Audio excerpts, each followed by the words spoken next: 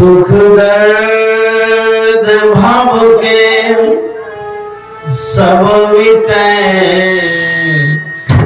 सतगुरु चरण नित से दुख दर्द भाव के सब मिटे, सतगुरु चरण नित से गुरु भक्ति भी कछुआ बने, मेहि सकल संतन कही गुरु भक्ति भी कछुआ बने। श्री सद्गुरु महाराज की जय। परमाराध्य सद्गुरु महाराज गुरुदेव महर्षि संत सेवी परमानंद जी महाराज मंच पर उपस्थित राम प्रवेश बाबा, हमारे आदरणीय गायक महोदय ब्रह्मदेव बाबू और वादक महोदय, इस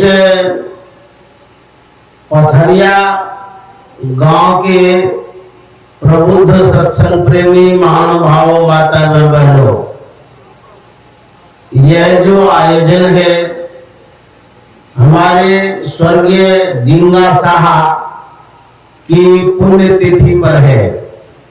इनके जो सुपुत्र हैं श्री भरत चंद्र साहा जी, हरिचरण साहा जी, श्री अरुण कुमार साहा जी, तीनों पुत्र ने पिता के ऋण को पूरा किया, चुकता किया।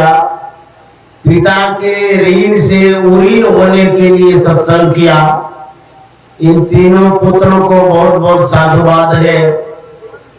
और यह जो व्यवस्था है जिसे मैं देख रहा हूं, बड़ी अच्छी व्यवस्था है। वाद्य यंत्र भी बड़े अच्छे लगे हैं, पंडाल भी व्यवस्थित है, मंच की व्यवस्था सराहनीय है।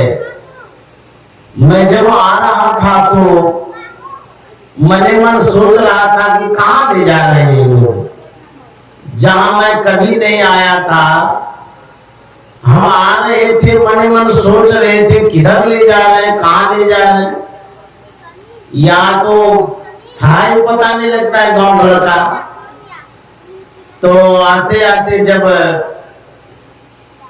इन तीनों भाइयों के आवास को देखा तो लगा कि मैं देहात में नहीं शहर में आ गया हूं। जब घर गया तो मुझे शहर का एहसास हुआ। रास्ते में जब था तो देहात जैसा लगता था। और उस हमारे भरत बाबू के आवास में जो साधु महात्माओं की व्यवस्था, खाने पीने का जो प्रबंध देखा, वह देख करके ऐसा लगा कि विशेष शहर में है। इतना अच्छा प्रबंध किया, ऐसी व्यवस्था। और मुझे और भी खुशी तब मिली जब मैंने ये जो गुरु भक्ति भारती जी हैं, इनसे परिचय लिया। मैंने पूछा आपने दीक्षा लिया है? भारती जी ने कहा लिया है। मैंने कहा किनसे लिया है? इन्होंने कहा महर्षि संत सेवी जी महाराज से। तो मुझे एक गुरु बहन भी मिल गई, तो बड़ी खुशी हुई। महाराज के लिए अपना जैसा लगा। मैं कहीं दूसरी जगह तो नहीं, अपने घर में आ गया हूँ। जिस घर में मैं पहले नहीं आ पा रहा था, जिस घर का रास्ता भुला गया था, अपने ही घर में आया। बड़ी खुशी मिली इनसे मिल करके। तो भारती जी को भी बहुत बहुत धन्यवाद है जो इस आयोजन में सहयोग कर रही है, सेवा कर रही है और संतमत की सेवा में मददगार रहती है। तो इस तरह से इन परिवारों को मैंने देखा। यह जो संतमत का सत्संग है, यह सत्संग गांव में, देहातों में, शहरों में, विशेष शहरों में फैला हुआ है, लेकिन हम वहां तक पहुंच नहीं पाते हैं। जब मैं यहाँ आया तो मैंने आप लोगों को देखा, बड़ा आश्चर्य लगा कि इतने सत्संग यहाँ है और इतने सत्संग के प्रति आस्था रखने वाले भी हैं। तो मुझे बड़ी खुशी मिल रही है आप लोगों को देख करके, आप लोगों के बीच में आकर के। तो हम लोग संतमत सत्संग में बैठे हैं। एक बार अकबर ने बीरबल से कहा, बीरबल तुम कितने पढ़े लिखे हो? बीरबल ने कहा कि थोड़ा बहुत। अकबर ने कहा एक बात बोलो, थोड़ा पढ़ा है कि बहुत पढ़ा है? बीरबल कहता कि मैं थोड़ा बहुत पढ़ा हूं, इसलिए थोड़ा बहुत कहता हूं। तो बोले कि एक बात क्यों नहीं बोलता है? बीरबल कहता है जहां बहुत पढ़े लिखे होते हैं वहां मैं थोड़ा हो जाता हूं, जहां कम पढ़े लिखे होते हैं वहां मैं बहुत हो जाता हूं, इसीलिए मैंने कहा थोड़ा बहुत। बोले बड़ा चतुर है। अकबर कहता एक बात और मैं पूछना चाहता हूं, उसका सही से उत्तर दो, तब मैं जानूंगा तू विशेष चतुर है। अब बीरबल ने कहा पूछिए। अकबर एक पेंसिल लेता है, ब्लैक बोर्ड में एक लकीर खींचता है पेंसिल से। अकबर कहता है बीरबल से, जो लकीर मैंने खींची है ब्लैक बोर्ड पर, छूना नहीं, उसको मिटना नहीं है, लेकिन उस लकीर को छोटा करके बता दो, तब हम तुमको समझेंगे तू बहुत होशियार है। बीरबल पेंसिल उठाता है और जहां अकबर लकीर खींच दिया था उसके ऊपर एक लंबी लकीर खींचता है और कहता है कि जहां अपना आपकी लकीर को मैंने छोटा नहीं किया है, मेटा नहीं है, लेकिन मेरी लकीर के सामने आपकी लकीर स्वतः छोटी हो गई। यह संत मत बतलाता है कि हम किसी के मत को छोटा नहीं समझते, किसी के मत का खंडन नहीं करते हैं, किसी के मत का अपमान नहीं करते हैं, बल्कि संत मत की बात जहां रखी जाती है, इन बातों के सामने सबकी बातें स्वतः छोटी हो जाती है। संत मत जो है यह सभी संतों का मत है, चाहे भारत का संत हो, विदेश का संत हो, चाहे कोई भी संत हो इस देश के किसी देश के, उन संतों का जो विचार है उन्हीं विचार का प्रचार संत मत करता है। हम शास्त्रों की बातों को जो सुनते हैं उन बातों का प्रचार संत मत करता है। तो संत मत की बात जहां होती है समझ लीजिए वो आपके कल्याण की बात है, वहां पूर्ण बात होती है। यदि आप संत मत सत्संग में आ जाते हैं आपका उद्धार और कल्याण अवश्य होता है। आप लोग आए हैं सत्संग में, आप अच्छे स्टेज पर आए हैं, अच्छे प्लेटफॉर्म पर आए हैं, अच्छी सभा में आए हैं, अच्छे माहौल में आए हैं, यही अनुकूल कल्याण का समूह है। आप लोग धन्यवाद के पात्र हैं जो इस सत्संग में उपस्थित हुए हैं। संत मत का कुछ नियम है, विधान है, कानून है कि इस मत से जुड़ने के लिए आपको सबसे पहले मांस, मछली, अंडा, शराब आदि नशीली पदार्थों को छोड़ना होता है। यही कठिनाई है संत मत में। और मत में देखिए सब छूट है, मागुर माछा झोर हरी हरी बोल, रोज खाइए सब चीज और उसके बाद भजन भी करिए। हमारे गुरु महाराज ने कहा है जैसा आप पदार्थ खाते हैं, कोई भी चीज जो खाते हैं उसमें अपना अपना गुण होता है। जैसे कोई मछली खाते हैं, मछली का जो निर्माण हुआ है, उसका जो बॉडी बना है, शरीर बना है, घृणित पदार्थों के संयोग से बना है। जैसे आपके शरीर में ढीला होता है, माथे में होता है ना, मैल से वो बनता है, उसका शरीर मैल से बना है। जैसे बकरी जो बनती है घास खा के बनती है, इस तरह से मानव का जो शरीर बना है सात्विक आहार से बना है। यदि आप घृणित पदार्थों को खाते हैं, आपका जो संस्कार है वो खराब हो जाता है। आपके अंदर में जो गुण है वह दूषित हो जाता है, अवगुण शरीर में ज्यादा आ जाता है। जिस शरीर में अवगुण विशेष रहेगा, उस शरीर से शुभ कार्य, धर्म कार्य, अच्छा कार्य, ईश्वर भजन नहीं होगा। इसीलिए गुरु महाराज ने कहा, खान पान को प्रथम संभालो, तब रस रस अवगुण संभालो। जो मानव का आहार है, जो भोजन है, वही लेने के लिए गुरु महाराज ने कहा है। मानव का आहार क्या है? जो शास्त्र में है, जो संतों ने कहा है कि खुश खाना है खिचड़ी, माई परा टुकलौन, मांस पराया खाए कर गला कटावे को। कैसा भोजन होना चाहिए? सादा, सात्विक, शुद्ध, पवित्र भोजन होना चाहिए। तब शरीर पवित्र होगा, मन पवित्र होगा। कुछ भी इस शरीर में डालते रहेंगे, डस्टबिन में जैसे कचरा डालते हैं वैसे मुंह से डालते रहिए। मांस भी खाइए, मछली भी खाइए, शराब भी पीजिए, जो न सो मुंह से डालते रहते हैं। ये पेट को डस्टबिन बना दिए। शरीर में जो डालते हैं सोच समझ करके डालिए। बीमारी होगी तो डॉक्टर के पास जाएंगे, इलाज कराते रहेंगे, अब पैसा नहीं हुआ मरिएगा। तो गुरु महाराज ने कहा, जो हमारे महापुरुष हो गए उन्होंने क्या खाया?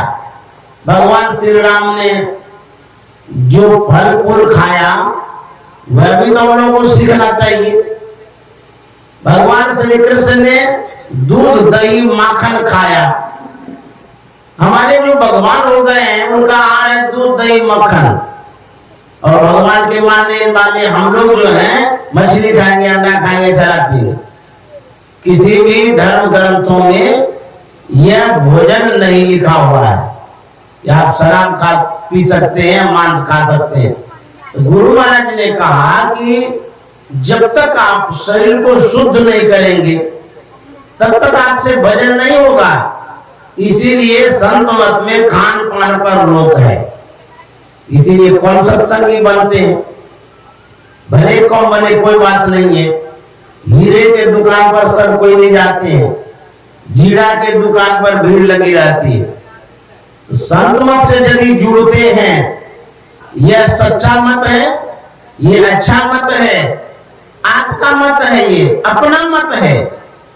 जैसे घर में सब परिवार होता है, सुख दुख में सहभागी होता है, उसी तरह से संत मत आपका परिवार है। अब परिवार से जुड़ करके रहना चाहते हैं तो परिवार का नियम पालन करना होगा। अब कोई लड़का है, लड़की है, बड़का है, छोटका है, कहेगा माई बाप के बात को मानवे नहीं करेंगे तो उसको रहने देगा घर में, मार को करेगा, भगा भी देगा। उसी तरह से अपने परिवार का जो नियम है उसका पालन करना चाहिए। तो हम लोग संतमत परिवार के सदस्य, इस संतमत परिवार है। गुरु महाराज ने कहा है कि समय गया फिरता नहीं, झटे करो निज काम, जो बीता सो बीतिया, अब कहो गुरु नाम। संत मता बिनु गति नहीं, सुनो सकल दे कान, जो चाहो उद्धार को बनो संत संता। मेही भेदिया संत मता कर गाय, सबको दिया सुनाए के अब तो रहे वो चुपाए। गुरु महाराज कहता है यदि संत की संतान बनना चाहते हैं गुरु महाराज के नियम का पालन करना होगा। यदि अच्छे पिता के पुत्र बनना चाहते हैं उसके लिए जो नियम है पालन करना होगा, अन्यथा पुत्र भी ऐसे होते हैं जो पिता की बदनामी करते हैं। तो संत मत में जो आएंगे शुद्ध विचार से आएंगे, शुद्ध शरीर से आएंगे, शुद्ध मन से आएंगे, सात्विक आहार लेते हुए आएंगे। तो पहला नियम है कि भोजन जो है उसको शुद्ध करना होगा। गुरु महाराज ने नियम बतलाया है कि जो 6 महीनों तक मांस, मछली, अंडा, शराब, बीड़ी, सिगरेट आदि नशीली पदार्थों का सेवन नहीं करेंगे वही संत मत से दीक्षा ले सकते हैं।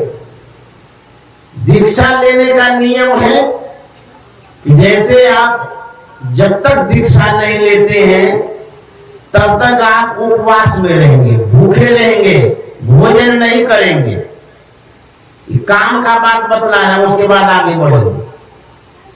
जब तक दीक्षा नहीं होती है, अर्थात जिस दिन आप दीक्षा लेंगे उस दिन आपको तब तक भूखा रहना होगा जब तक दीक्षा नहीं मिलती है। तो दीक्षा 10-11 बजे तक में अवश्य मिल जाती है, उतनी देर तक भूखे रहेंगे। उसके बाद शनिवार को दीक्षा देने का आदेश नहीं है, ये गुरु महाराज ने नियम बताया। शनिवार को दीक्षा नहीं देंगे, उसके बाद 6 बजे तक दीक्षा होगी। और गुरु महाराज ने ये कहा है कि साथ में फूल माला प्रसाद ले लेंगे। उसके बाद आप से कोई पैसा मांगा नहीं जाता है, लेकिन श्रद्धा से जो आप चढ़ाना चाहते हैं दीक्षा के समय वो आप थाली में रख लीजिए। उसके बाद दीक्षा लेने के लिए जाइए। जो दीक्षा देते हैं उनसे जाकर के मिलिए, या कुप्पा घाट जाइए, या कोई महात्मा आपके यहाँ आते हैं दीक्षा देने वाले तो उनसे दीक्षा लीजिए। यहां तक बात तक कंप्लीट हो गई कि ऐसे दीक्षा ले सकते हैं। उसके बाद दीक्षा क्या है वो बतला रहे हैं। दीक्षा का मतलब होता है यह एक संस्कार है। जैसे आप दूध को गर्म कर लीजिए, 1 कुंटल दूध गर्म कर लीजिए, औंठ करके छोड़ दीजिए, वो दही नहीं बनेगा। तब उसमें जब थोड़ा सा जामन देंगे तब दही बन जाएगा। उसी तरह से हमारे जीवन में दीक्षा का संस्कार जरूरी है। ये भक्ति का बीज है। भक्ति का बीज जब तक नहीं लेंगे तब तक आवागमन में पड़े रहेंगे, 84 लाख योनियों में भटकते रहेंगे, दुख भोगते रहेंगे। गुरु से ज्ञान लेना बहुत जरूरी है।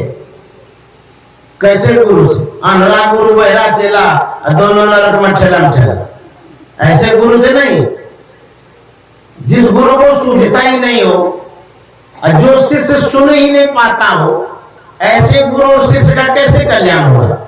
सच्चे सदगुरु से शिक्षा लेंगे, दीक्षा लेंगे, ज्ञान लेंगे, भजन भेद लेंगे, तब आपका कल्याण होगा। जैसे हमारे गुरु महाराज थे, महर्षि में परमानंद जी महाराज थे, सच्चे सदगुरु थे। सच्चे सदगुरु का जो ज्ञान है वही हम लोग बतलाते हैं। तो संतमत का जो ज्ञान है वो सच्चा ज्ञान है। तो कहते हैं आप ऐसे गुरु से दीक्षा लेंगे तो आपको भला होगा, लाभ होगा। यह एक संस्कार है। जब जिस दिन आप दीक्षा लेते हैं गुरु से जुड़ जाते हैं। अभी तो गांव में, देहातों में सब जगह मोबाइल चलता है, सबके हाथ में मोबाइल होगा। बिरले कोई ऐसे होंगे जिसके हाथ में मोबाइल अभी नहीं होगा, रहता है। मोबाइल में व्हाट्सएप होता है, व्हाट्सएप में हम मैसेज भेजते हैं दूसरे को। उसमें एक ग्रुप भी होता है, 2, 4, 10, 20, 100 का ग्रुप बनाते हैं। जो ग्रुप से जुड़ जाते हैं, एक मैसेज जैसे सेंड करते हैं सबके पास पहुंच जाता है। उसी तरह से दीक्षा जब लेंगे आप उस दिन से गुरु के ग्रुप में जुड़ जाएंगे। गुरु का जो ज्ञान होगा वह मैसेज आप तक पहुंचता रहेगा। अभी जो आप जुड़े हुए हैं तभी तो यहाँ आए हैं, ये गुरु का ग्रुप है, संतमत का ग्रुप है। ज्ञान का ग्रुप है, ये सच्चा ग्रुप है। यहाँ का मैसेज जो होता है आपके काम का होता है, फालतू मैसेज नहीं होता है। दिन भर मैसेज भेजते रहो और डिलीट करते रहो। डिलीट नहीं करेंगे तो मोबाइल भर जाएगा, हैंग करेगा। तो ये फालतू मैसेज नहीं है। अभी जो हम बोल रहे हैं मैसेज है, आप जो सुन रहे हैं गुरु का मैसेज है, ज्ञान का मैसेज है। तो जो जुड़े रहेंगे गुरु से उन्हीं को ये मैसेज मिलेगा। तो जब आप दीक्षा लेते हैं विधि विधान से, आप संत मत से जुड़ते हैं।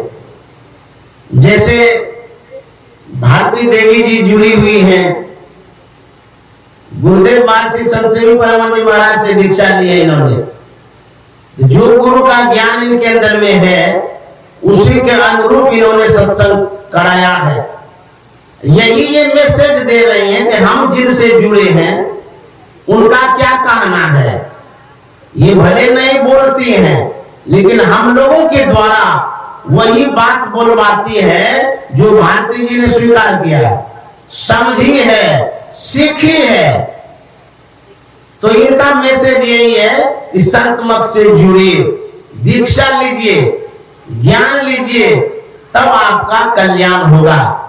जब तक गुरु से ज्ञान नहीं लेंगे, दीक्षा नहीं लेंगे, आपका कल्याण नहीं होगा। एक कहानी, एक घटना है भगवान बुद्ध के समय की, कि दीक्षा लेने से कितना लाभ होता है वो बतलाने जा रहे हैं। ध्यान से सुनिएगा। एक वृद्ध व्यक्ति भगवान बुद्ध के पास आया दीक्षा लेने के लिए। अनुनय विनय किया, आग्रह किया, निवेदन किया, मैं आपसे दीक्षा लेना चाहता हूं। भगवान बुद्ध ने सही तरीके से उनको दीक्षा दिया। दीक्षा लेकर के वह घर जा रहा था। जंगल जंगल रास्ता था। जंगल से एक सांड निकला। सांड जो निकला, बूढ़ा को देखा तो उस पर दौड़ पड़ा, गुस्सा में आया, उसे सिंह में लेकर के उठा के पटक दिया। ऐसा पटका वह बूढ़ा वहीं मर गया, प्राण पखेरु उसका उड़ गया। जब इन बातों को भगवान बुद्ध के शिष्यों ने जाना तो भगवान बुद्ध से जिज्ञासा किया, पूछा कि भंते, अभी जो बूढ़ा दीक्षा लेकर के गया वो तो भजन भी नहीं किया, सिर्फ दीक्षा लिया आपसे, लेकिन एक सांड उठा के पटका मर गया, इसकी क्या गति होगी? वो तो सिर्फ दीक्षा लेके गया है। भगवान बुद्ध ने कहा, जो सच्चे सद्गुरु से, संत से दीक्षा ले लेते हैं, भले वो भजन कर पाए या न कर पाए, वह पूरा दीक्षा लेके जो गया वो स्वर्ग लोक चला गया। अब देखिए, दीक्षा ले लेने से आपकी गति सदगति में परिणत हो जाती है, आपका उद्धार हो जाता है, कल्याण हो जाता है, क्योंकि सच्चे सदगुरु के डोर में आप जुड़ जाते हैं। यह एक बंधन है, यह एक ज्ञान का डोर है, ज्ञान का बंधन है, ज्ञान का एक संस्कार है जिससे आप जुड़ते हैं। सिर्फ सदगुरु से जुड़ जाने से आपका अवश्य कल्याण होता है। एक इंग्लैंड का व्यक्ति कुप्पा घाट आया, महर्षि संत सेवी परमानंद जी महाराज से कहा कि मैं दीक्षा लेना चाहता हूं। गुरुदेव ने पूछा कि आप कितने दिनों से मांस मछली नहीं खाए हैं? उन्होंने कहा बहुत दिनों से छोड़ चुका हूं। गुरुदेव पूछते हैं कि बहुत दिनों का मतलब कुछ दिन तो होगा, आप बताइए कितने दिनों से छोड़े? उन्होंने कहा कि 3 महीनों से छोड़े। गुरुदेव ने कहा, गुरु महाराज का नियम है कि जो 6 महीनों तक मांस मछली नहीं खाए हैं उसी को दीक्षा दी जाएगी। आप तो 3 महीने सिर्फ छोड़े हैं, इसीलिए दीक्षा आपको नहीं मिलेगी। इंग्लैंड वासी ने कहा, अब मैं आपके सामने प्रतिज्ञा करता हूं कि मैं कभी नहीं खाऊंगा आज के बाद, और मुझे दीक्षा दे दीजिए। गुरुदेव ने कहा कि नहीं नहीं, हम गुरु महाराज के नियम का भंग नहीं करेंगे। 6 महीना पूरेगा तब देंगे। फिर उस सज्जन ने कहा कि मुझे आने में बहुत खर्च पड़ा है, उतने दूर से हम आए हैं विदेश से, आना जाना बड़ा कठिन हो जाएगा, इसलिए दीक्षा दे दीजिए तो अच्छा रहेगा। गुरुदेव ने कहा आप जो खर्चा करके आए हैं, आने जाने में जो भी खर्चा हुआ होगा, संत मत का जो ज्ञान है, जो गुरु दीक्षा है, उस पैसे से कम नहीं है, बहुत महत्व रखता है। आप क्या समझते हैं, वहां से आए हैं खर्चा करके, लाखों रुपया खर्चा किए हैं, तो मैं रुपया के कारण आपको दीक्षा दे दूं? मैं गुरु माँ के नियम का पालन करूंगा कि छोड़ दूंगा? गुरु आज्ञा है, इसीलिए मैं कह रहा हूं, नहीं दूंगा, नहीं है दिए। वो गए घर लौट करके, जब गए बहुत दिनों के बाद फिर आए, पति पत्नी के साथ आए, तब महर्षि संतसेवी जी महाराज से उन्होंने दीक्षा लिया। तो महर्षि संतसेवी जी महाराज ने कहा था उस सज्जन से, यदि मैं गुरु महाराज के नियम का उल्लंघन करके आपकी बातों को मान करके आपको दीक्षा दे देता, आप तो दीक्षा लेकर के चले जाते, लेकिन आपकी पत्नी रुक रह जाती, बाकी बच जाती, उनको दीक्षा नहीं मिलती। यदि मैंने नियम का पालन किया, मेरा धर्म बचा रहा। और दूसरी बात, आपको जो मैंने भेजा वहां से पत्नी को लेकर के भी आया। तो धर्म का जब पालन आप करते हैं, आपकी भी रक्षा होती है, आप पर जो आश्रित परिजन है, परिवार है, व्यक्ति है, उसका भी कल्याण होता है। इसीलिए संत मत का जो धर्म है, जो नियम है, वो नियम यही है कि जो मांस मछली नहीं खाएंगे, आजीवन जीवन भर उनको दीक्षा दी जाएगी। आप किन्हीं से दीक्षा ले लीजिए। और मत में ऐसे ही दिया जाता है, एक है शिव चर्चा, ये किसने बनाया है पता नहीं, उसमें है कि सब कोई किसी से जुड़ जाइए, तो क्या होगा उससे? मान लीजिए लाखों लाख उसमें जुड़ गए, भगवान शिव की बातों को आप न सुने न समझे, तो उसे क्या हो जाए? नाम हो गया शिव चर्चा, लेकिन वास्तव में वो शिव चर्चा नहीं है, वो मन चर्चा, जो मन में होता है, गीत गाते रहता है, बस हो गया। अरे भगवान शिव ध्यान करते थे, अखंड ध्यान करते थे, समाधि में जाते थे, उसने तीसरा नेत्र खोला, शिव नेत्र खोला, अंतर की दृष्टि को खोला। वैसा तो करेंगे नहीं आप, खाली शिव चर्चा करेंगे। तो वैसे गुरु से मिलना होगा तो जा सकते हैं, जिनके पास जाएंगे जैसा गुरु रहेगा वहां पहुंचाएगा वो। इसीलिए सच्चे गुरु की आवश्यकता है। तो जो संत मत की दीक्षा है, यथाशीघ्र ले लेनी चाहिए। क्यों? पद में परलय होएगा, मोहरी करेगा तब क्या ठिकाना है जीवन का? कब मर जाएंगे, नहीं मर जाएंगे? यदि ये संस्कार लेकर के आप नहीं जाएंगे, आपको बहुत दुख भोगना पड़ेगा, अन्यत्र योनि में जाना पड़ेगा, घोड़ा गधा चिड़िया कीड़ा मकोड़ा बनना पड़ेगा। यदि ये संस्कार लेकर के जाएंगे, इस संस्कार के कारण आपको मनुष्य का शरीर मिलेगा। ये गुरु महाराज ने भी कहा है, संत मत का जो सत्संग है, इससे यदि आप जुड़ते हैं, आपकी गति दुर्गति नहीं होगी, बल्कि सदगति होगी। तो सदगति के लिए संत मत से जुड़ना जरूरी है, संत मत से दीक्षा लेना जरूरी है। जो कोई सदगति नहीं चाहते हैं तो उसके लिए कोई बात नहीं। कोई कहेंगे हमको कल्याण नहीं चाहिए, यदि कल्याण नहीं चाहिए तो कोई बात नहीं। एक बंगाल में शराबी था, शराब पीते रहता था, गरीब आदमी था। शराब पीते पीते शरीर का सिस्टम डैमेज हो गया, खराब हो गया, फेफड़ा खराब हो गया, लीवर खराब हो गया, जीना बड़ा मुश्किल हो गया। तब गया डॉक्टर के पास। डॉक्टर साहब देखते हैं, उनको चेकअप करते हैं, तो देखता है कि इसके शरीर की स्थिति ऐसी हो गई है अब कुछ दिन के ये मेहमान है। डॉक्टर साहब ने कहा आप जो पीते हैं, शराब पी रहे हैं, इसको छोड़ दीजिए, क्योंकि ये अनमोल शरीर है, ये बार बार फिर नहीं मिलेगा। परमात्मा ने कृपा करके ये शरीर दिया है, इसको क्यों मिट्टी में मिलाना चाहते हैं, बर्बाद क्यों करना चाहते हैं? आपको शरीर से मोह ममता नहीं है, आप छोड़ दीजिए पीना। और यदि नहीं छोड़िएगा, मेरा उम्मीद है कि 7 रोज के आप मेहमान हैं। वो घर गया, जानते हैं वो व्यक्ति शराबी शराब पीना नहीं छोड़ा, लेकिन जीना छोड़ दिया, चला गया संसार से, 7 रोज में मर गया। अब देखिए, परम प्रभु परमात्मा ने कृपा करके मनुष्य का शरीर दिया है।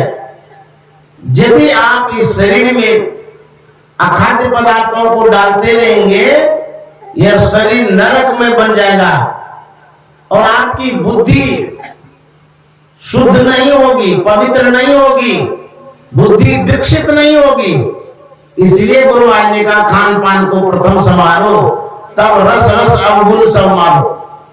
हमारे गुरु महाराज महर्षि में परामन जी महाराज नेपाल गए थे प्रचार करने के लिए। जिस समय गए थे उस समय वहां जो नेपाल वासी थे, वहां की जो महिलाएं थी, वहां के जो लोग थे, गुरु महाराज के प्रवचनों में है, वो लोग मछली मार मार करके सुखा सुखा के पाउडर बना के रखते थे। जब मछली नहीं मिलती थी, उसी पाउडर को सब्जी में दे दे करके खाते थे। वहां की जो माताएं लोग थी, अपने शरीर को, अंग को पूरी तरह से नहीं ढकती थी, एक वस्त्र लेती थी, उसी से ढकती थी शरीर को। जैसे माताएं लोग साड़ी पहनी है, सभी कपड़ों को धारण की है, इस तरह से वो लोग नहीं करती थी। आदिवासियों में भी ऐसा प्रचलन है। हो सकता है वस्त्र के अभाव में, गरीबी के कारण उस तरह से पहनती होगी माताएं लोग, तो नेपाल में भी वैसे ही पहनती थी। गुरु महाराज ने अररिया से कुछ सत्संगिनी को बुलाया, महिलाओं को, और उनको बता दिया ये जो महिलाएं हैं इनको पहनने के लिए सिखाओ। देखिए कैसे संत थे, कितने दयालु थे, कपड़ा पहनने के लिए सिखवाए, भोजन के लिए बताए कि ये सब आहार मानव का नहीं है।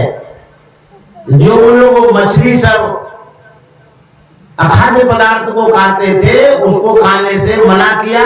वो लोग सीख गए खाने के लिए और पहनने के लिए। देखिए संत कितने दयालु होते। हमारा जो व्यवहार है कैसा होना चाहिए? हम लोग ऋषि प्रधान देश में रहते हैं, और ऋषि प्रधान देश होते हुए भी कृषि प्रधान देश है। हम लोग ऋषि मुनि के संतान हैं, उनके बच्चे हैं, उनके अनुसार हमारा जीवन होना चाहिए, पहरावा होना चाहिए, खान पान होना चाहिए। पहले जो ऋषि मुनि जंगल में रहते थे, फल फूल खाते थे, बीमार कम पड़ते थे, स्वास्थ्य बढ़िया रहता था। आजकल के लोग पका हुआ भोजन खाते हैं, स्वास्थ्य खराब हो जाता है। जो नहीं खाने का सो भी खाते हैं, स्वास्थ्य इतना खराब होता है कि बीमारी से जान चली जाती है। साधु महात्मा जैसा भोजन करते थे वैसा भोजन करना चाहिए, साधु महात्मा जैसा पहनते थे वैसा पहनना चाहिए। महात्मा गांधी को आप हमने देखा होगा, वो भारत में निर्मित जो खादी का वस्त्र होता था वही धोती पहनते थे। वो धोती पहनते थे महात्मा गांधी।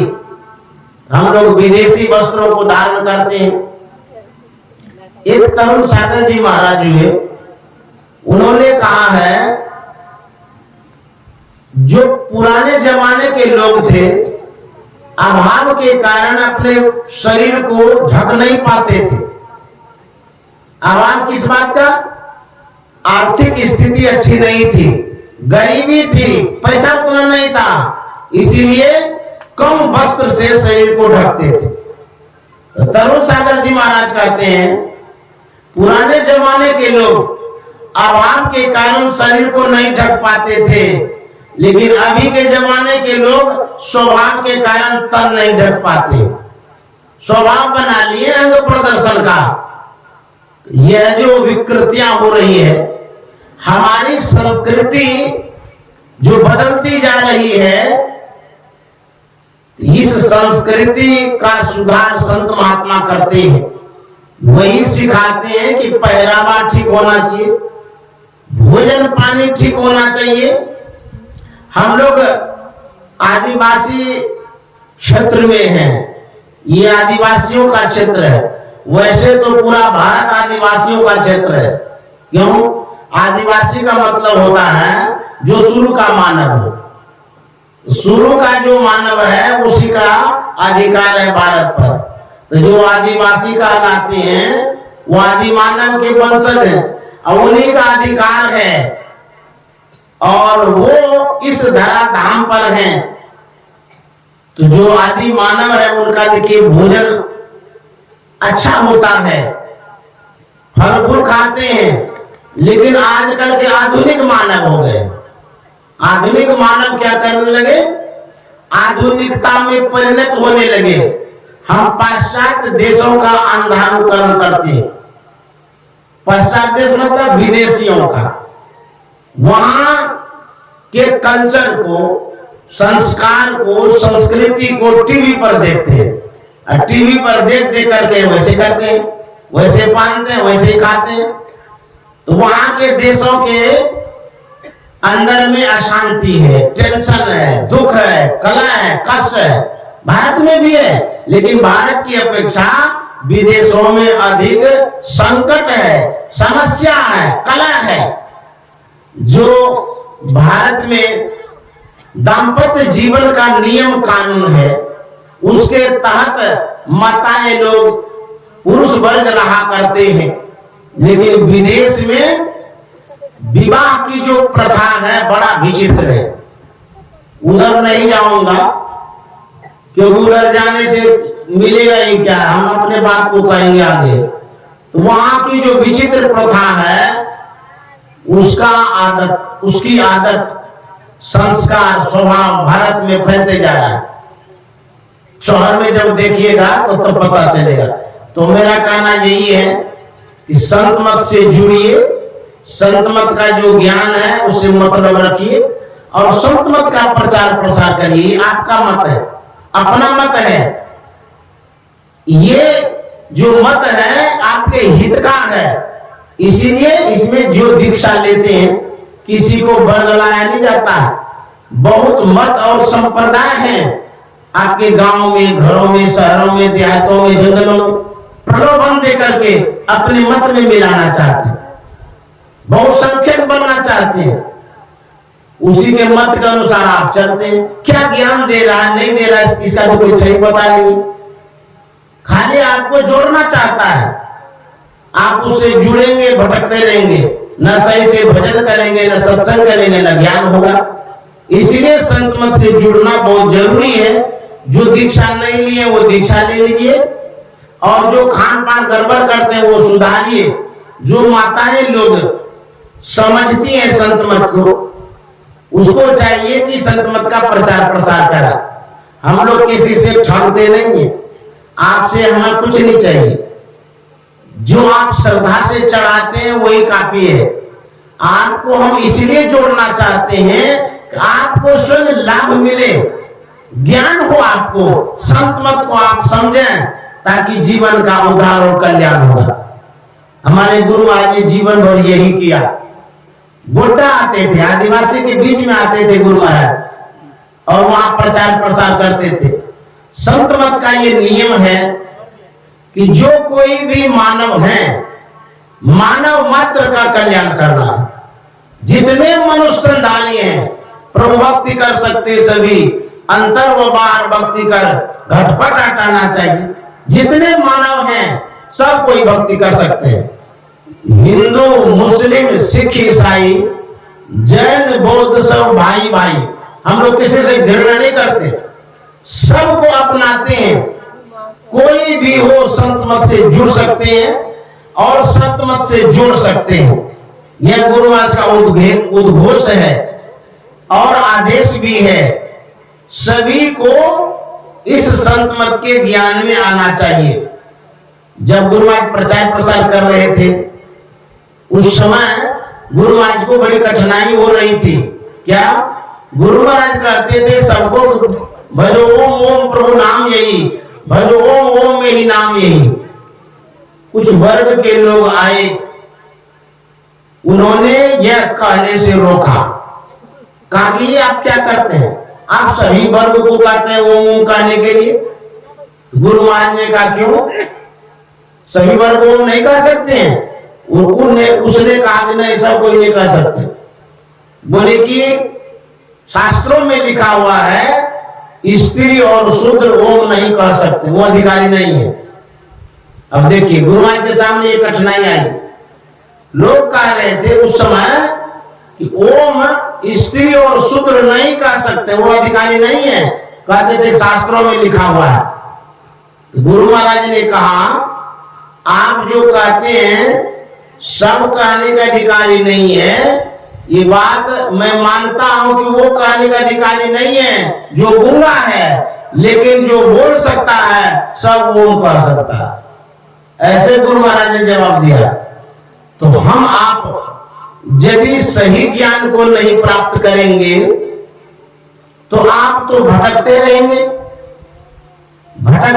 आप आगमन में पड़े रहेंगे, दुख भोगते रहेंगे। तो संत मत का जो ज्ञान है, इस ज्ञान को अवश्य सुनना चाहिए, समझना चाहिए, इसका प्रचार प्रसार करना चाहिए।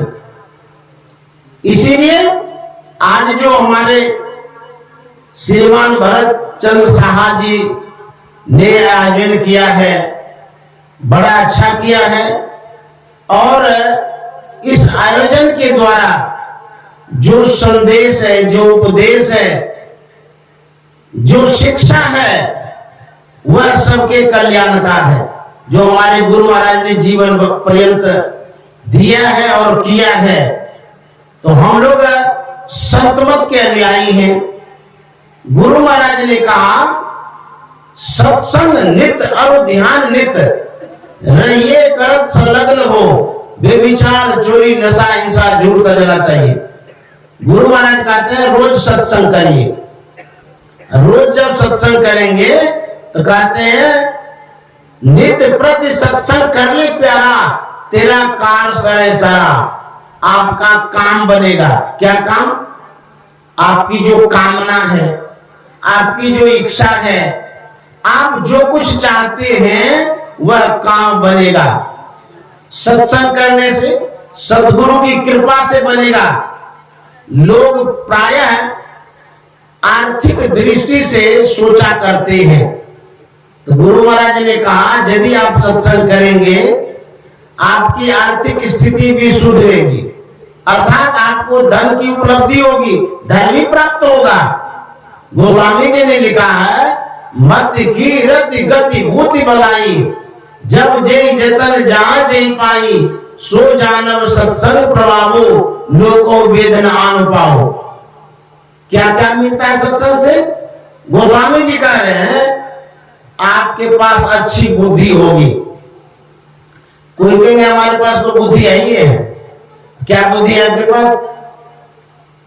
पढ़ने की बुद्धि है, पढ़ाने की बुद्धि है, घर चलाने की बुद्धि है, घर गृहस्थी करने की बुद्धि है। ये सब जो बुद्धि है ये भौतिक बुद्धि है, शरीर सुख की बुद्धि है। इस बुद्धि से संसार आपका चलेगा। लेकिन ये जो जीवन है, जिस जीवन को हम देख रहे हैं, इसका दो भाग है, दो पार्ट है। एक भौतिक जीवन है, स्थूल जीवन है, और दूसरा जीवन है आध्यात्मिक जीवन। और भौतिक जीवन उसे हम देख नहीं रहे हैं। जिस जीवन को हम नहीं देख रहे हैं उसी को सुधारना है। इसीलिए सत्संग की आवश्यकता है। हमारे कवि साहब ने कहा है करो सत्संग भरम ग्रह टूटे, करो सत्संग भरम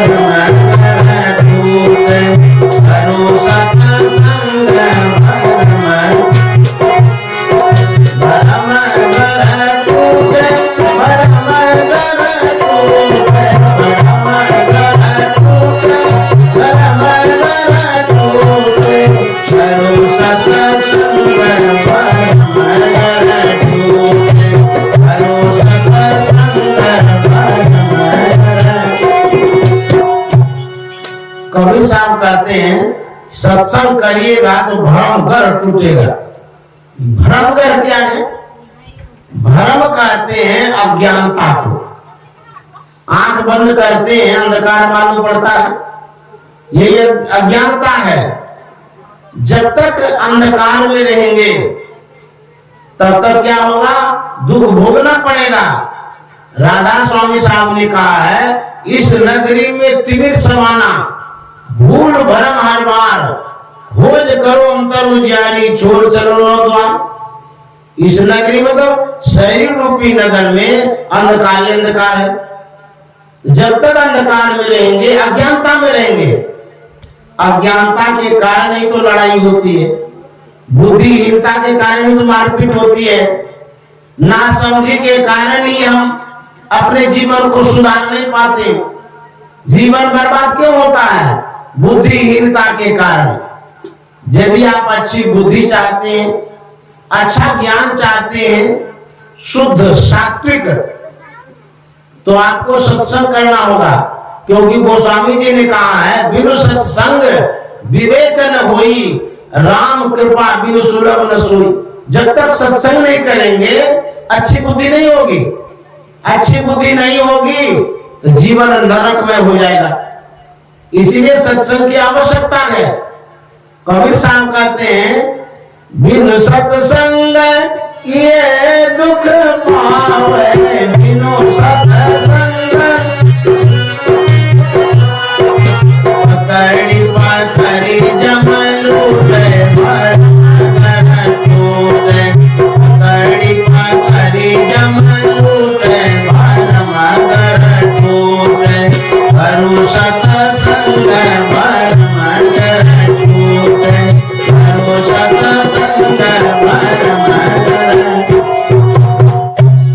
यदि सत्संग नहीं करेंगे, बुरी सत्संग किए दुख पावे, दुख भोगना पड़ेगा, कष्ट भोगना पड़ेगा। और पकड़ी पकड़ी जम लूटे, जमराज पकड़ करके ले जाएगा, लूटेगा कूटेगा और दुख भोगना पड़ेगा। अंत समय में कौन काम आएगा? आप जिससे जुड़े हुए हैं, चाहे वो व्यक्ति हो या वस्तु हो, जिनसे भी आप जुड़े हुए हैं, वह जुड़ाव आपका इस जीवन भर का है, इस सांस तक का है। उसके बाद वो जुड़ाव खत्म। जा दिन मन पंछी उड़ गई है, क्या होगा? ता दिन तेरे तन तरवर के सबे पात झड़ गई है, जा दिन मन पंछी उड़ गई। जिस दिन सांस निकल जाएगी, मर जाएंगे, कहते हैं उस दिन का क्या हाल है जानते हैं? घर के कहत सवेरे काढ़ो, काढ़ो मैंने निकालो। जब मर जाइएगा ना, घर वाला क्या कहेगा? जल्दी निकालिए। क्यों? मैं आपसे इतना दिन बातचीत किए, मिले जुले, साथ में रहे, कितना खिलाए पिलाए, आओ भगत किए, कहते हैं निकालो। वही दोस्त दुश्मन बन जाता है। घर के कहत सवेरे काढ़ो, इसलिए भूत होए घर कहिए, कहते हैं वो भूत बन जाएगा। जो आदमी आपके साथ रहा है, जब जीवित था, आप सोचे थे ऐसा कि भूत बन जाएगा, तब तो जिंदगी में भाग जाते, साथ में रागुल करते। बुझिए, मरने के बाद वो व्यक्ति भूत बन जाता है। यदि आप भगवत भजन नहीं करते हैं तो भूत योनि में जाना पड़ेगा। क्योंकि कबीर साहब ने कहा है दीवाने मन भजने बिना दुख पहियो, दीवाने मन भजने बिना दुख पहियो, भजने बिना दुख पहियो, भजने बिना दुख पहियो, दीवाने मन भजने बिना दुख पहियो, दीवाने मन भजने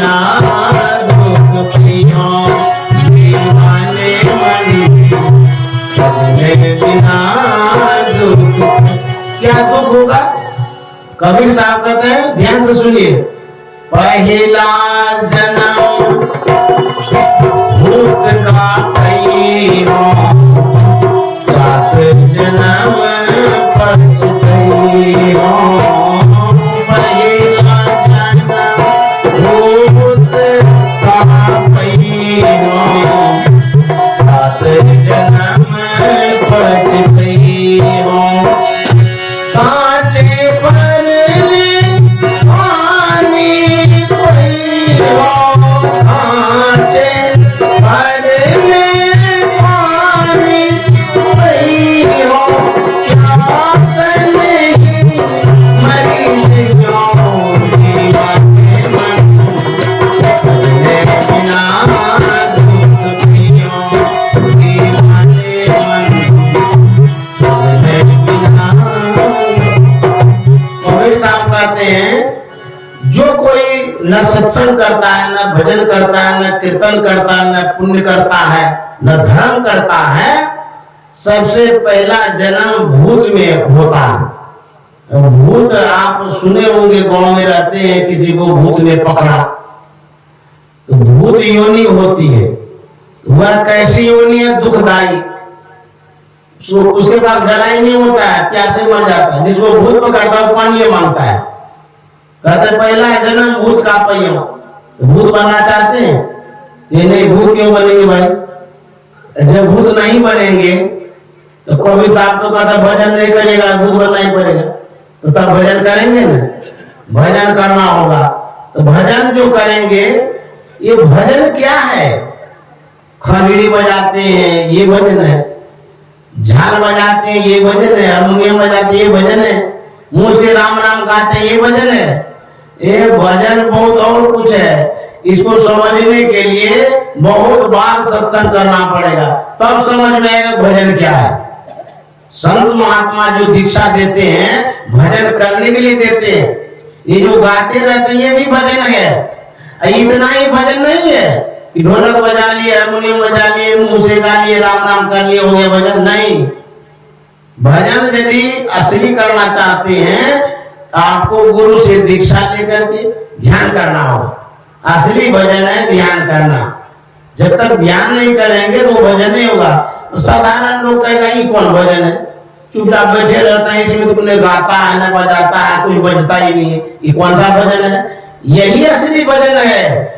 और ये चुपचाप वाला भजन, घर में रहो, जहां रहो, वहीं बैठ करके ध्यान करो, इसी भजन से मुक्ति मिलेगी। भजन का मतलब होता है जिससे आपका कल्याण हो, उसको भजन कहते हैं।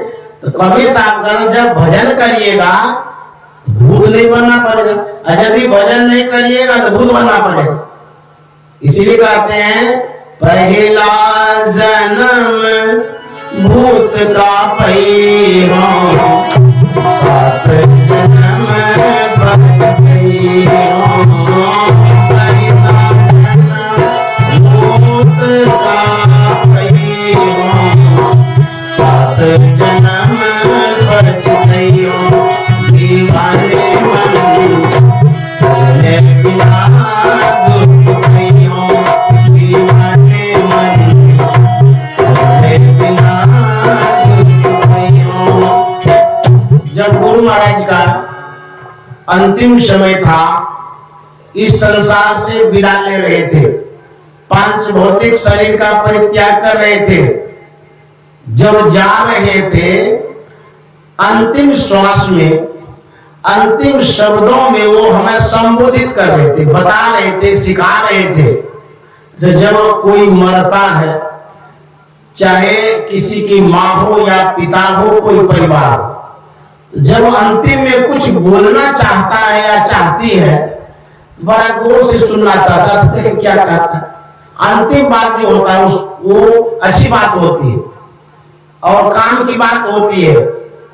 तो गुरु महाराज अंतिम में क्या कहा गए? सुकृत कर ले, नाम सुमर ले, को जाने कल की, जगत में खबर नहीं पल की। गुरु महाराज को तो कहना चाहिए कि संपत्ति इकट्ठा कर लो, बाल बच्चा को पढ़ा लिखा लो, धन एकत्रित करो, नेतागिरी करो, समाज में प्रतिष्ठा पाने के लिए प्रयास करो, ऐसा कहना चाहिए। इतना ही कहा दिए, सुकृत कर लो, नाम स्मरण। को जाने कल की जगत में खबर नहीं पड़ी। गुरु महाराज कहते हैं कल का कोई ठिकाना नहीं है, कोई नहीं जानता है कल हम जिंदा रहेंगे नहीं रहेंगे। क्यों? पेपर में जब पढ़िएगा तो पता चलेगा रोज लोग मरता है। कितना तो भागलपुर गंगा जी में जाता है, बच्चा मर जाता है तो बड़ा मर जाता है, नाव उलट जाती है तब मर जाता है। कितना तो ट्रेन में चिप के मर जाता है, कितना तो सुसाइड कर लेता है, किसी को हार्ट अटैक हो जाता है, किसी को कोई गोली मार देता है, किसी का कोई गला छीप देता है, पति पत्नी में झगड़ा तो उसमें मर जाता है। कैसे मर जाएंगे कोई ठिकाना नहीं है। तो गुरु महाराज कहते हैं शुभ काम को कर लीजिए। शुभ काम क्या है? नाम सुमरण। ये संत सदगुरु जो नाम लेने के लिए कहते हैं, भजन करने के लिए जो बतलाते हैं, कहते हैं वही नाम ले लीजिए। यही सबसे बड़ा शुभ कर्म है। क्यों? नाम लेने से क्या हो जाएगा? आपकी जो संपत्ति है वो साथ ले जाएगी, आपकी जो संतति है वो साथ ले जाएगी, आपका परिवार कुटुंब समाज कोई साथ ले जाएगा। आप लेके जाता तो है, श्मशान घाट तक तो ले जाता है, आपको पता नहीं होता है, ले जाता है, ये बात जरूर है। लेकिन जो मरा हुआ आदमी है उसको पता है श्मशान घाट ले गया कि कहीं गड्ढा में फेंक दिया, उसको क्या पता है? तो कहते हैं ये सब चीज कुछ नहीं जाता आपके साथ में। तब क्या जाता है? ये जो सत्संग है जो अभी सुन रहे हैं, यह एक संस्कार है। कान से सुनते हैं ना, इसको संस्कार कहते हैं। ये अच्छा संस्कार है। यह संस्कार आपके हृदय में, चित्त में, मस्तिष्क में स्टोर होता है, जमा होता है, संग्रहित होता है। यही संस्कार आपके साथ जाएगा। शरीर तो जल के राख हो जाएगा, लेकिन जो आप हैं जीवात्मा है, उसको यदि आप संस्कारित कर जाएंगे। अच्छा, संस्कार दो तरह का, अच्छा भी होता है बुरा भी होता है। अभी आप लोग सत्संग सुन रहे बैठ करके रात में, इसी समय कोई शराब पीता होगा, कोई झगड़ा करता होगा, कितना गाली गलौज हो गया होगा, कोई सो गया होगा, कोई चोरी करने के फिराक में होगा, कोई चोरी कर लिया होगा। इतने देर में कितनी घटनाएं घट गई होगी। तो वह बुरा संस्कार, वह भी संस्कार है। आप जो अभी सुन रहे हैं ये भी संस्कार है। ये साथ जाता है, अच्छा और बुरा। तो करता क्या है? यदि अच्छे संस्कार को आप लेके जाएंगे तो कबीर साहब ने कहा है कि आए हैं सो जाएंगे, राजा रंग फकीर, एक सिंहासन चले चले एक बंधे जा देंगे। जाना तो निश्चित है, हम भी जाएंगे, आप भी जाएंगे, सब जाएंगे। यदि ऐसे कर्म करके, शुभ कर्मों को करके जाएंगे तो स्व सम्मान जाएंगे, सिंहासन पर चढ़ के जाएंगे। और यदि बुरा कर्म करके जाएंगे तो मरने के समय इतनी तकलीफ होगी कि भगवान से भीख मांगेंगे, हे भगवान हमको मौत दे दीजिए, तो भी नहीं देंगे। अच्छा कर्म करके जाएंगे, स्वाभाविक मौत हो जाएगी, जल्दी मर जाएंगे। यह भी जीवन सुधरेगा, जहां आप जाएंगे वो भी सुधरेगा। इसलिए कहा शुभ कर्मों को करिएगा तो ये साथ जाएगा। कहते नाम सुमर ले।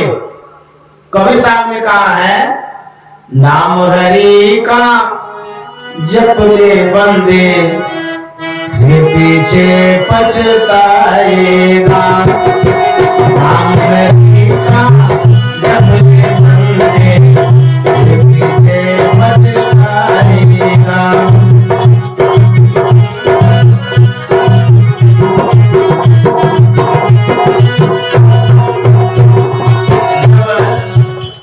भजन गाते हैं, ढोलक बजता है, हारमोनियम भी बजाते हैं, आप अपने ताली को भी बजा सकते हैं। क्यों? इसलिए ये भारत में जो भजन होता है इसमें कुछ रीजन है, कुछ कारण है, कुछ रहस्य है। ऐसे नहीं भजन होते रहता है। इसमें स्वास्थ्य को भी देखा गया है और संस्कार को भी देखा गया है। यदि आप ताली बजाएंगे, ब्लड सर्कुलेशन होगा, दौड़ेगा ब्लड, खून जो जमा है, उसी के कारण बीमारी होती है, गठिया बीमारी, बात की बीमारी। बात माना रोग होता है, हवा होता है, हवा जब अवरुद्ध हो जाती है तब बीमारी पकड़ती है। तो खून को दौड़ाने के लिए, चलाने के लिए ताली तो कम से कम बजाइए। नाम हरि का जप ले बंदे, पीछे पछताए। नाम हरि का जप ले बंदे, पीछे पछताए। तू करता है मेरी काया, काया का गुमान जा।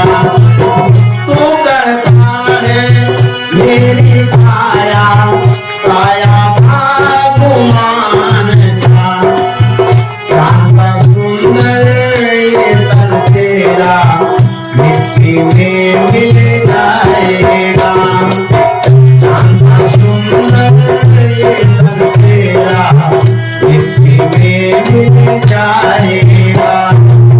नाम हरि का जप ले बंदे, पीछे पछताएगा। नाम हरि का जप ले बंदे, पीछे कबीर साहब कहते हैं नाम ले लीजिए नहीं तो पछताना पड़ेगा। कोई कहेगा हमको क्यों पछताना पड़ेगा, हमको कोई चीज का कमी है।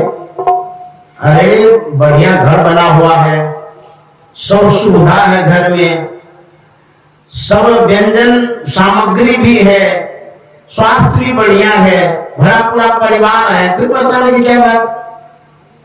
ये तो जब तक शरीर है तब तक तो ठीक ठाक है, जब शरीर छूटेगा तब पछताना पड़ेगा। जिस समय शरीर छूटता है उस समय यदि आपको मन में ये होता है कि 6 महीना हुआ है 1 करोड़ का घर बनाए, अब ये चले जाएंगे, ये क्या हम कर दिए, खून पसीना करके हम घर बनाए, यही लोग भोगेगा, इसी के लिए हम घर बनाए थे। लेटे लेटे सोचेंगे, खाट पर पड़े पड़े सोचेंगे कि हे भगवान ऐसा होता तो हम बने मिल करते घर। 6 महीना हुआ है हम संसार से जा रहे हैं। लोग सोचता है कि हम बहुत दिन तक उपयोग करेंगे, उपभोग करेंगे, लेकिन काल अचानक मार से ज्योति तर को बनाते तो हैं आप सोच के अभी बहुत दिन तक हम रहेंगे, लेकिन ऐसा समय उपस्थित हो जाता है, अचानक मौत आ जाती है, अचानक हॉस्पिटलाइज हो जाते हैं, उस समय पछताना पड़ता है। इतना बढ़िया घर बनाए छोड़ के जा रहे, आपके पास बहुत ड्राई फ्रूट्स है, अलमीरा में काजू है, किशमिश है, बादाम है, मनक्का है, छोहरा है, आपको ऐसी बीमारी हो गई है, डॉक्टर बोले हैं देखिए जी आपको चना का सत्तू खाना पड़ेगा। उस समय वो बेचारा सोचता है अलमीरा में रखा रखा वो कीड़ा खाएगा और हमको डॉक्टर मना किया, पछताना पड़ेगा ना। तो उस समय आपको पछताना पड़ेगा जिस समय आप इस संसार से जाएंगे। और मैं गांव में जब आता हूँ, आप लोगों के मन में जो श्रद्धा है, गुरु माँ के प्रति जो आस्था है, विश्वास है, मैं उसे नमन करता हूँ कि आप लोग इतने आदमी घर परिवार छोड़ करके सत्संग में बैठे हैं। ये गुरु महाराज के प्रति आपकी आस्था सराहनीय है, मैं बड़ा खुश होता हूँ इतने लोगों को देख करके। आप लोग धन्यवाद के पात्र हैं।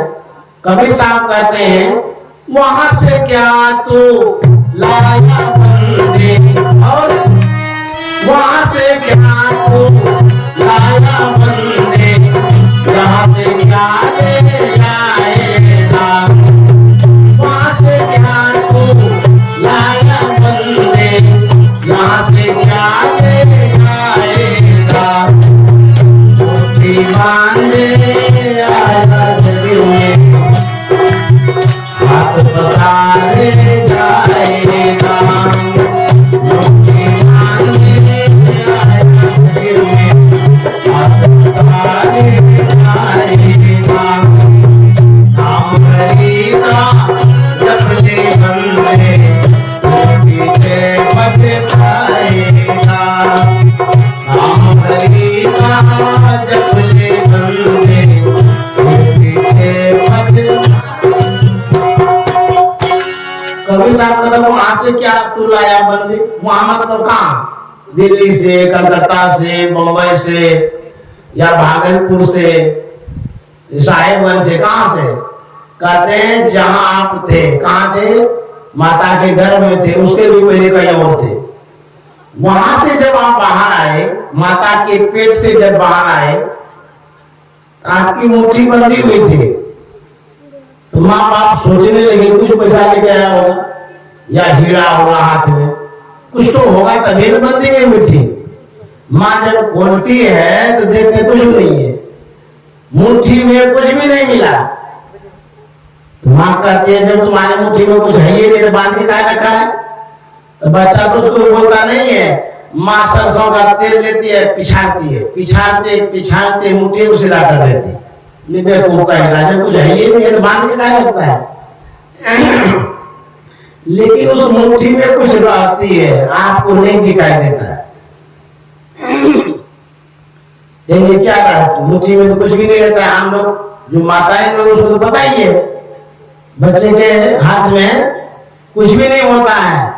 लेकिन यदि आप ध्यान से गौर से सोचेंगे समझेंगे तो पता चलेगा क्या रहता है। बच्चा कहता है कि माँ मेरी मुट्ठी में कुछ है, तुम पिछाड़ती क्यों, खोलती क्यों मुट्ठी को? माँ पूछती क्या है तुम्हारी मुट्ठी में? बच्चा कहता है अरे हम अनमोल तन मानव शरीर को पाए हैं इसीलिए मुट्ठी बंद है। हम इंद्रियों पर विजय प्राप्त करने के लिए शक्ति लाए हैं, वो शक्ति छिपी हुई है तो वो पता नहीं है। और माँ क्या करती है, पिता क्या करते हैं, संसार में लगा लगा करके वह जो अनमोल तन लाया था वो तो बर्बादी होता है। साधन धाम मोक्ष का द्वारा है इस शरीर में, उसको इस संसार में लगा लगा के समाप्त कर देता है। उसके बाद जो मुट्ठी बंधी थी वो मुट्ठी खुल जाती है, मरने के समय वो खुली रहती है। मुट्ठी बांधे आया जग में, हाथ पसारे जाएगा, वहां से क्या तो लाया बंदे, यहाँ से क्या ले जाएगा, वहां से क्या तो लाया बंदे, यहाँ से क्या ले जाएगा। मुट्ठी बांधे आया जग में, हाथ पसारे जाएगा, मुट्ठी बांधे आया जग में, हाथ पसारे जाएगा। नाम हरि का जप ले बंदे, फिर पीछे श्री सद्गुरु महाराज की जय। अब यहीं पर विराम देना चाहूंगा क्योंकि सब कुछ समय पर शोभा देता है।